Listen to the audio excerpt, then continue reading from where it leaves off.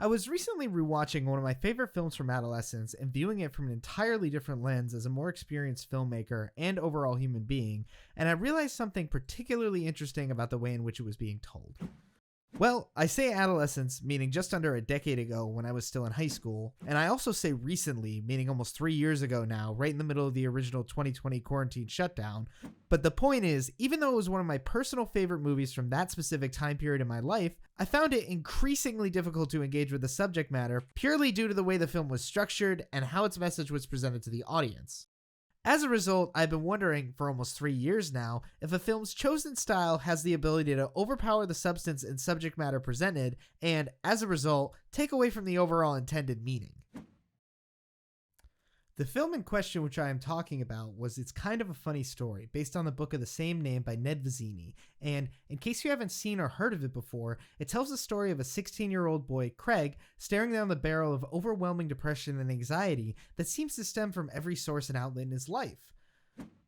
The movie itself takes place almost entirely in an adult mental health ward where Craig has checked himself in after intense thoughts of suicide. What follows is an exponentially more lighthearted take on what would be a stay in a mental health ward, starting with the very real issues and emotions that Craig is facing at this point in his life, and eventually ending in a much more optimistic place after he encounters people with complex backgrounds and problems.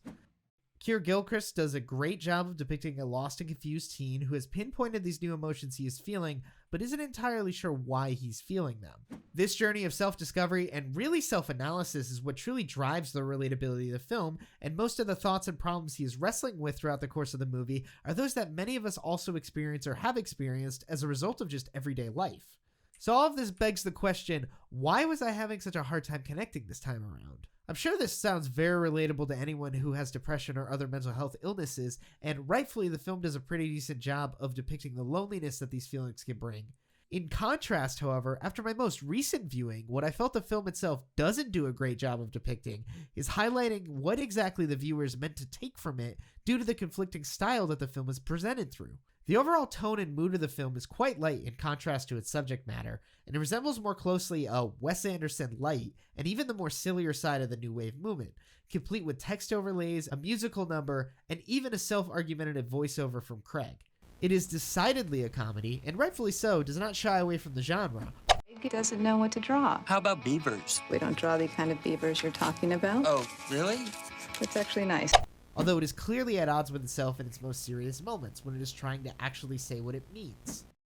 Much of the style is utilized in conjunction with Craig's changing emotions throughout the film, exemplified in this example of when he finally accepts the fact that he's actually in a hospital to feel better and is able to embrace it to its fullest.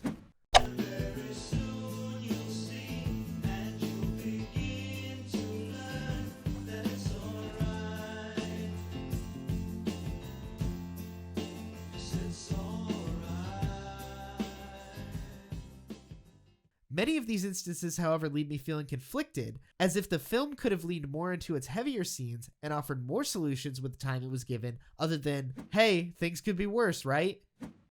Even in the example above, I feel conflicted as he is only on the rooftop due to ditching the program and learning to live his life again with the pretty girl next door type character.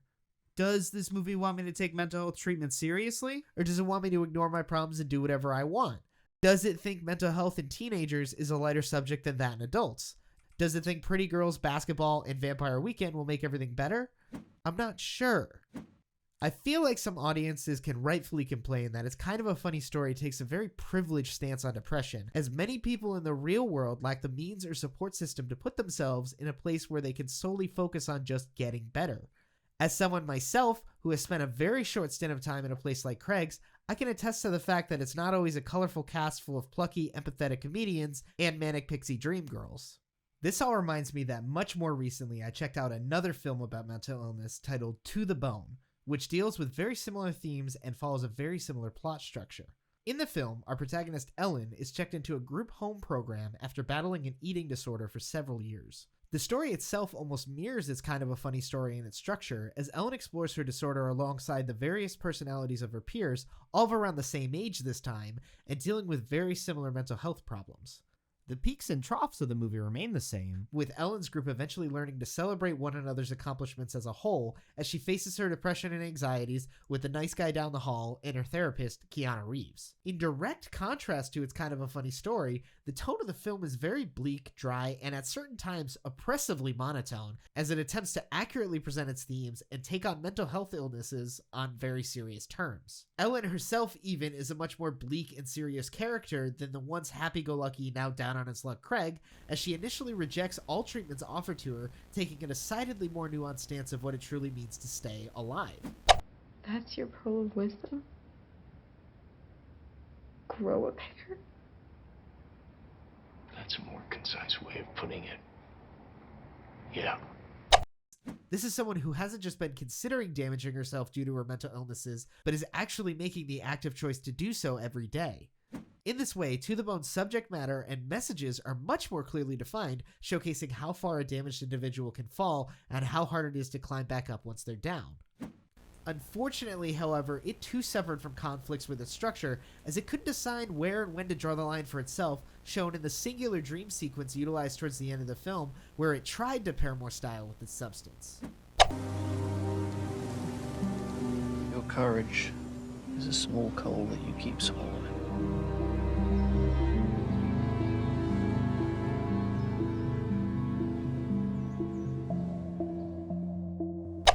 It wouldn't have been that big of a deal to have this one overly artistic sequence stand out in the film, but it actually serves as the film's final climax and Ellen's ultimate come-to-God moment where she finally realizes what she's doing to herself and her body and decides to turn her back on her depression forever.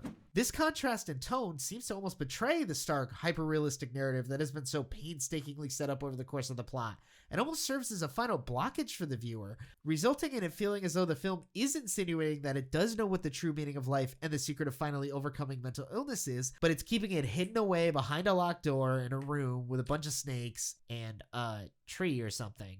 Where It's Kind of a Funny Story may have actually benefited most from the brevity brought in its lighter scenes, inversely, To the Bone suffered from this willingness to budge from its decided structure, and ultimately leaves its final total message to the viewer unfulfilled. It feels almost as though the film wrote itself into a corner with the bleakness of its character and couldn't find proper justification for a happy ending, so it tried to use style to hide its lack of a third act. Why does this character decide staying alive is important again? Oh, you must just not have gotten it, idiot. All of this reminds me of another movie that I also finally got around to watching, the hyper-dramatized political character piece Vice, written and directed by Adam McKay. Vice tries to accomplish a very similar goal of pairing heavy ideas, concepts, and substances with an offbeat, overly optimistic tone set against a very new wave-inspired story structure. This forces the film to rely heavily on cutaways, flashbacks, dream sequences, and an unseen narrator to tell its story, and attempt to keep the viewer engaged throughout. The film itself, of course, is an impressive feat by Christian Bale and Amy Adams, both disappearing into their respective roles as Dick Cheney and his wife Lynn, and similarly, Sam Rockwell captivates on screen during the 15 minutes he actually gets to play former President George W. Bush. The movie, however, utilizes so many tropes and repeated motifs throughout its course that it becomes bogged down by so much style and collateral, it ends up playing around too much and running way too long. What feels like should have been a serious, unflinching character piece about the manipulative behaviors and past of one of the most powerful men in American history, culminating in the final moments that initiated the Iraq War, became almost a sideshow attraction full of overutilized analogies, misdirection, and silly superfluous meta-commentary. We don't need 30 extra minutes of fishing metaphors and narration to understand that Cheney was on his way to the top and closing in on his prey, and honestly, like a sick fish, the movie feels more bloated for it. I think the best example of what I am talking about actually comes in a cutaway about halfway through the movie when Cheney and his wife are standing in the bathroom disagreeing on whether or not he should pursue the office of vice president. The narrator at this point cuts in once again to make a snide comment about how if this were a Shakespearean play, we would probably cut to some long drawn-off soliloquy where our characters express their innermost feelings, or something along those lines, which could have been funny, except for the fact that the movie then literally does this 2 seconds later and cuts away to a gag of the characters speaking in Old English in their bed. My sweet Richard, dance nimbly round the king's hearth thou hath. Even whilst clambered I for more, parched maw craned towards the drip, drip of imagined waters.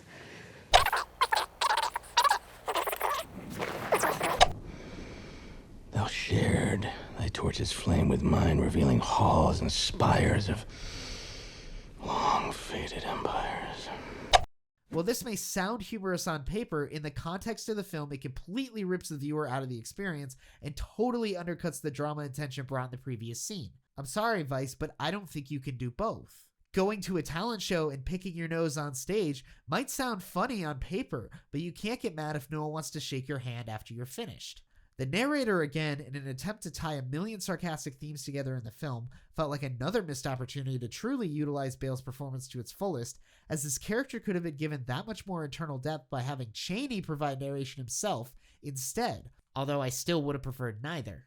The narrator's character instead teases early on that he played an important role in Chaney's life, but is eventually revealed to be his long-deceased heart donor, who's providing narration from beyond the grave, and now destroying any sense of reality that the story's structural integrity had left up until that moment. At this point, one can easily argue, yeah, that's the whole point, Cartoon Nick. It's supposed to be fun. If there wasn't any style, the story would be boring and uninteresting. And in response to that, I say, if you agree that your story is too boring to stand on its own without a bunch of fake bullshit tacked on top to keep the viewers interested, then maybe you should find a different story to tell, or a different way to tell it. I understand it's becoming harder and harder these days to keep the interest of audiences for long periods, as our attention spans are rapidly deteriorating at an alarming rate, but if we aren't committing ourselves to proper long-form storytelling, then maybe we shouldn't be making movies anymore. Perhaps the most egregious offender of style ruining its substance lately is HBO's hit worldwide phenomenon Euphoria. Euphoria, which I'm sure all of you have at least heard of at this point, tries its hardest to play both sides and tell a compelling story with flashy visuals, exceptional cinematography, and fantastic dreamlike performances. Unfortunately, to Euphoria's detriment, however, almost all of this style is completely wasted on the half-baked stories that HBO is trying to tell with the show. From inconsistencies in character motivations and narrative structure to useless unfulfilled subplots and unfinished story arcs, Euphoria seems to get distracted by its own flashy visuals and forget entirely what it is trying to tell you more often than not. All of this, however, can't take away from the fact that it is one of the most visually pleasing and impressively directive television program in years, solidifying it as one of the most important and popular A24 independently produced shows ever made. That, of course, shouldn't excuse the fact that this show about what is supposed to be a realistically depicted drug addiction seems to repeatedly tell its audience that drugs are actually really cool and can be totally used in moderation, even if the user has a serious problem and history of self-destructive behavior. In the second season especially, it seems glaringly obvious that these dramatic situations are being concocted scientifically in a lab somewhere to try and engineer another 12-minute monologue seed and guarantee yet another Emmy win for Zendaya, rather than actually trying to tell a serious story about the real-world consequences of addiction.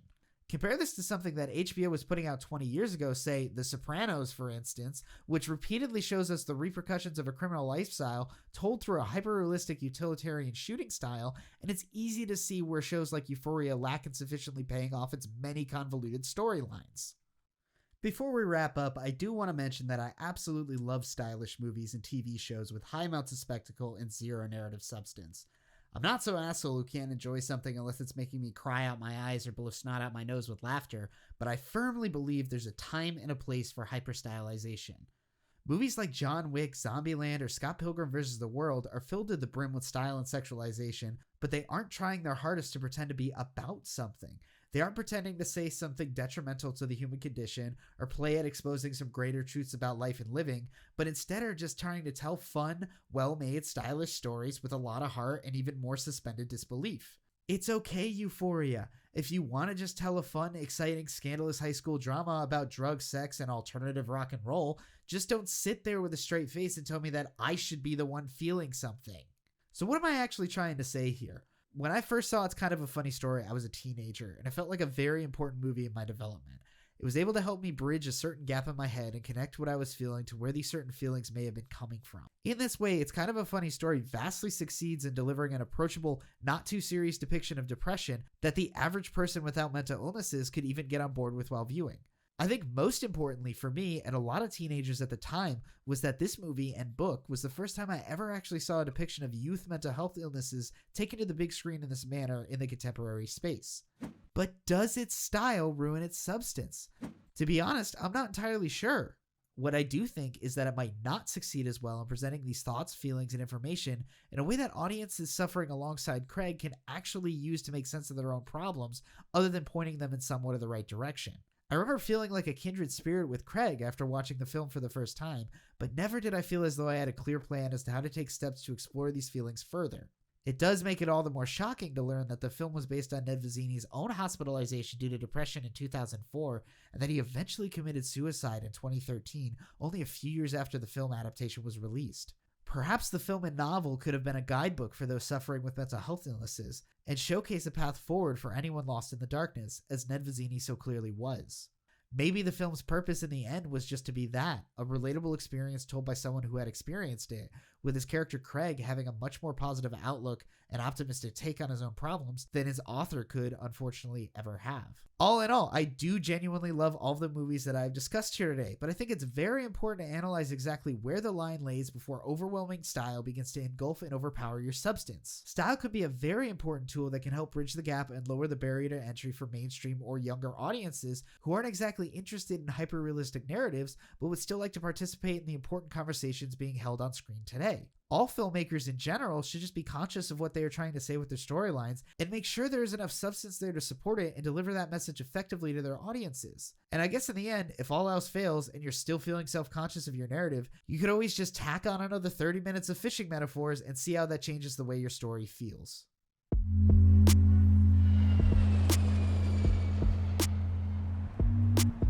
Woo! Hey everyone, Cartoon Nick here.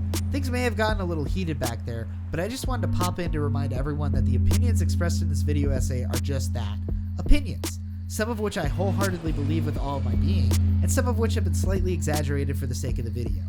Please remember to be civil in the comments, and if you enjoyed this video, please like and subscribe to support this channel before you go.